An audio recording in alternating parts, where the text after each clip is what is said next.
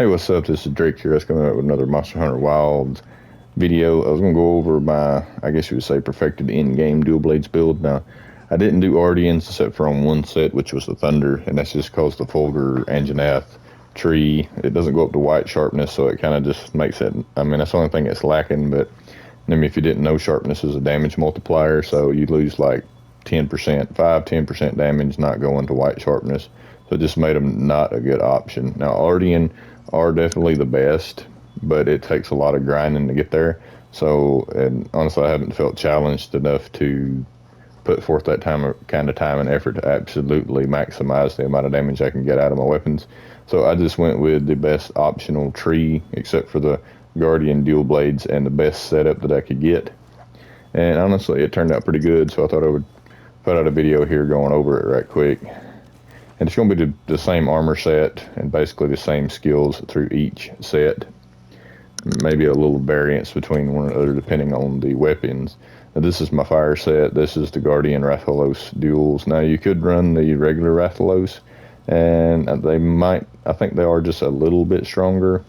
Like, this has crit element where the other one's just straight full crit boost, so I would say regular Rathalos probably be better with something with less of an elemental weakness, and these might be a little better with something with a little more elemental weakness. But I think we can look at them. I think the Wyvern Lovers actually have more fire too, but they have a little less affinity. So, I mean, just kind of maker's choice on that. That's one of the few that you actually have a couple of good options on. But what we're rocking here, and the main thing, is we've got full latent power. And what latent power does is, while active, it gives you 50% affinity, and it reduces stamina depletion by 50%. So it's the best bang for your buck. And for what I found here in the training area, it's 50% uptime. It's 2 minutes down and 2 minutes up. Now, I don't know how that works in the field. It seems like more times than not it's up, but it's just a straight up 50% uptime. So compared to like Agitator, which would be basically only other option, which you could probably say they're only going to be agitated 50% of the fight anyway, because you don't have the ability to flint shot like you did in World and control Agitator. This is probably going to be the best bang for your buck on dual blades as far as affinity and stamina reduction all in one place. And, you know, you're kind of barred out of maximum might because your stamina is never full with dual blades. And so that mainly leaves only Agitator or latent power, and seems like latent power is the better of the two options, just because, like I said, it's got 50% uptime. It gives way more affinity. It gives stamina reduction. It just doesn't give that flat raw boost that Agitator does. So maker's choice on that, but my set, I lean toward latent power, and I've enjoyed it so far. But so we'll go back to skills. Yeah, so we're going on this one, it's full fire, and I tend to go more towards crit boost. I found that, you know, I think this been a pretty hot topic lately. Crit element does work, but what I found is that, you know, most monsters, including the training dummy, the majority of the damage they take is from physical. It's a far higher scalar, like 60-70% is physical, and the other, you know, 20-30% is from elemental. So with crit boost, taking it from 25% to 31%, a 6% increase, 6% of 70% is adding up to be more than however much, 15-20% of what's left from critical element. They both add damage, but it seems that crit boost is the more reliable, being as it doesn't matter about elemental hit zones, and it is coming off the larger scalar of the raw portion of your damage you're outputting. So from my testing, crit boost is winning out. Now, this is a 100% affinity build. If you had something that was less than 100%, crit element would probably be more consistent, because it's proccing probably a little harder than off of crit boost. But yeah, I mean, either one of them work off of crits. You know what I mean? They only work off landing critical hits. So either one is really benefiting for you trying to get 100% affinity, which is what we're going here. All right, but other than that, you know, we've got 3 Constitution for a little stamina management outside of our latent power being active. We get 3 evade window off of the armor set we're running, which is really comfy. So if you don't get that perfect dodge, you've got enough window that usually you don't take a hit. Anyway, You can just evade right through it. We got level 3 antivirus, so the gore set gives us frenzy. So as we're overcoming that, we're getting that. It seems like this gore set plus this together is a 25% affinity bonus every time we overcome it. We got level 2 weakness exploit to give us that 100% affinity because our base gets up to 90 and we're hitting a weak spot. We get that extra 10%. And we got level 2 burst because it's just as much as we fit in there. Probably the first level is the most important, but I mean, the more the merrier. But we just had room for level 2. 2 coalescence because we're constantly recovering from an abnormal status because we're giving ourselves frenzy, so it's just active nearly 100% of the time, and it's just a little more elemental attack power for us, and we're running elemental, so why not? Now, 4-piece gore is what we're running. It affects you with frenzy and raises attack when against large monsters. Attack power increases upon recovery. I think it's about 15% attack, but it seems to give 10% affinity also when you overcome it. So, really good bang for your buck. We've got 1 level of defense. Honestly, I've been thinking about changing this over to something like Gobbler or something just so I can heal quicker, a little more comfortable life, because plus 5 defense really does nothing.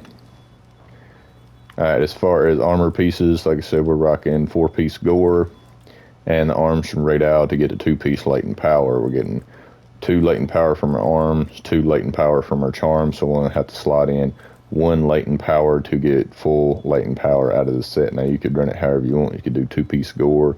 You could swap these out for arc build, but I would think that waist, legs, and arms are probably best bang for your buck. And then other than that, it's kind of how you want, but that's just the way I put it. But this is kind of, we're running, we got the same jewels for the full antivirus. They're just 1 star, so absolutely, best bang for your buck to get a 1 star that gives you plus 15% affinity off of running 2 of them plus 1 armor piece. Other coalescence, and we got a couple of chain jewels in here for our 2 levels of burst. Now, I am running full blaze because obviously elemental. We want as much element as we can get. Like I said before, crit seems to be more consistent and a little more damage than crit element. So that's why we're running crit, and we run with a razor sharp and razor sharp to get that 25% sharpness reduction because dual blades chew through some sharpness very quickly. And we'll kind of show how the build looks here. We will have to activate it here in the training area because the gore set bonus does not activate in the training area because it doesn't recognize it as a large monster. So we'll activate all of our skills here. And as you see, as soon as our latent power activates, we're at 65% affinity.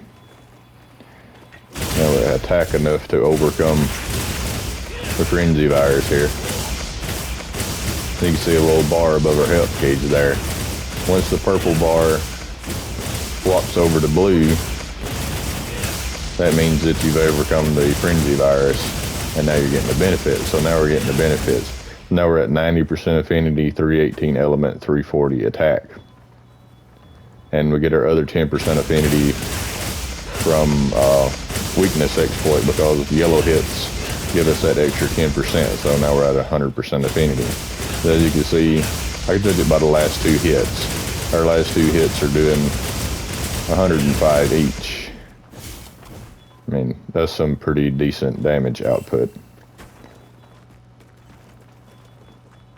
That's basically it. And a combo I like, if you didn't know, they changed dual blades in this one. Like, you have to have gauge to do anything, so it's really prioritizes staying in demon mode. You see my gauge goes up. But when I do my special attacks, like my demon dance, you can see the bar goes down.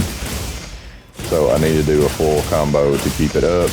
And I like the regular triangle and O, blade dance 1, blade dance 2, blade dance 3, just because I can really focus on a single part. Now if the monster moves, I might do this and then tap R2, transition to demon flurry, tap again to swap positions and never have to end my combo. Now that's probably a little higher damage, but it's a little more high committal too because it takes longer to pull off. That's why I prefer just demon dance 1, 2, and 3. But you do have to maintain your gauge. And also, if you didn't know, if you dodge outside of demon mode, it depletes my gauge. Now I have none. Now I don't do the quick step no more. And if I try to do my, even in demon mode, if I try to do my big one, that's all it does. That's all I get. because I have no gauge. So it's very dependent on you keeping your gauge up to have ability to your high damage output in dual blades. So they really, really encourage you to stay in demon mode absolutely as much as possible, to always keep gauge, to always be able to access your high damage output. All right, I'll just go over the other builds right quick. I'm not really gonna go because they're basically all the same. We got fire with the Guardian Rathalos, or you could go regular Rathalos. Like I said, either or. I think regular Rathalos might be a little better, but I just kind of stuck with these because that's how I set it up with. Originally, this one is the Guild Tree with the with the Master Sabers here. This is the water set. Now you've got a little less affinity, so you'll only be hitting 95% affinity, but you've got more elements, so you'll be putting out a little more elemental damage. And these come with level 3 focus on them, so you won't have to worry about your gauge depleting quite as fast. Dragon is the Gormagala blades, which is probably one of my favorite sets just because it looks cool. And you do get full crit element, full dragon attack, and I was able to slot in level 3 burst and 2 on this one just because you can drop one weakness exploit and slot in another chain jewel, because these come with 20% affinity instead of 15%, so you're able to hit that 100% cap and get one extra level of boost. They do have a little less dragon element on them though, so you are dropping just a little bit of damage from the other sets. Ice is Jindahad set just because it's the best one's highest element. And on this one, I did slot, instead of doing level 2 crit boost, I did level 2 crit eye on it because they start out with 0% affinity. So you're still missing the mark by 100% affinity by 7%. So you're at 93% affinity on this one once it activates. So you could potentially drop another level of burst and go another weakness exploit to get that close. I found this is pretty comfy the way it is. And of course, as always, full ice attack. I mean, it's just a no-brainer. They made the elemental attack so easy. Level 3 is max, and it gives you a huge bonus, like 50% more element just from running the one jewel. All right, I'll show this one. This is the only one I did Ardian for, was the Thunder, just simply because, like I said, the Fulgur don't go up to white. Excuse me. And that's just a big letdown, so I went Ardian on this one. I didn't get super rolls, but as you can see, the Ardians come with 3 level 3 slots and more element at base than any of the other ones do. So that's why they're always going to be superior, but it's just super RNG. You're going to do a lot of grinding if you want to do these for every one of your sets, but this is what I wound up with. 2 element, 2 sharpness, 1 affinity. Like, one of those sharpnesses could have been anything else and it would have been better, but that's just what I got. And honestly, they're really good. And being as I got the 15% affinity, I get the full 100% crit rate on these. Oh, and I forgot to show. Sorry, in and out here. But yes, since they have the level 3 slots on them, we're able to run level 3 crit boost, level 3 thunder attack, and level 3 crit element on them. But we've only got, 1 level of razor sharp on here because I need a crit element in razor sharp. I don't have it. That's what this would need to have, the 2 levels of razor sharp to make it be, I guess you would say, perfect. But yeah, this is definitely the highest elemental damaging build that I have, but not a lot of stuff is weak to thunder that I've seen. But we'll have to reactivate our skills here. But honestly, it's not just a crazy amount more than what the other sets would do. And I'm assuming that the training dummy, I have no way to know, but I'm assuming that its elemental values are the same for all element weapons, just for the sake of training. So that's what I'm basing it on. We will apply these and get our stats reset again. For some reason it's acting dumb. Yeah, you can see we're at 65%. Already at 469 element though. Like, element is super high on these. Have to overcome the frenzy here so we get our full benefit.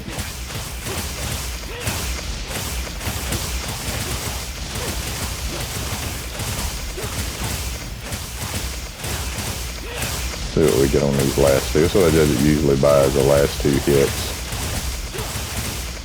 This hit for 113. We're at 529 element, 326 attack, and 100% affinity once you count weakness exploit. But I mean, honestly, it only hits for like maybe 5% more than my fire one does if the training dummy has the same amount of elemental weakness to all element types, which I'm assuming it does. So yeah, I mean, for investing that much extra, you only get about 5% more damage, which is good. I guess 5% is 5%, but I mean, unless you're just really wanting to try to speed run something, I don't see it as a necessity to do Ardian. But the dragon, like I said, our only dragon option on Dual Blades currently is not too great. You will have to run Handicraft to get up to white sharpness, so that's why I went ahead and used my resources to do this. But yeah, that's basically it. I'm not going to do a hunt with this. I was just going to go over what I think is probably one of the best, not saying the best, but one of the best sets. I have yet to like max out all of my gear because upgrading is super expensive. But yeah, you got good defense, good survivability, good damage output, 100% affinity when all of your stuff is active, and a lot of stamina management, so you're not constantly out of stamina and not being able to attack, because honestly, uptime is DPS time. If you're having to wait for anything to recover, you're not putting out damage. That's it. I think this is probably, one of the best, if not the best, dual blade setups. It wouldn't be good for any slower weapons. Like I said, this is just my end game. If you don't want to go through the trouble of farming out Ardian weapons, this would be the way to go. But anyway, that's it for the video. If you like it, give it a thumbs up. If you want to see more, click the sub button. If I forgot, missed, or you have anything that you think is better, leave it in the comments, because I'd be more than glad to test it out. And as always, thanks for watching.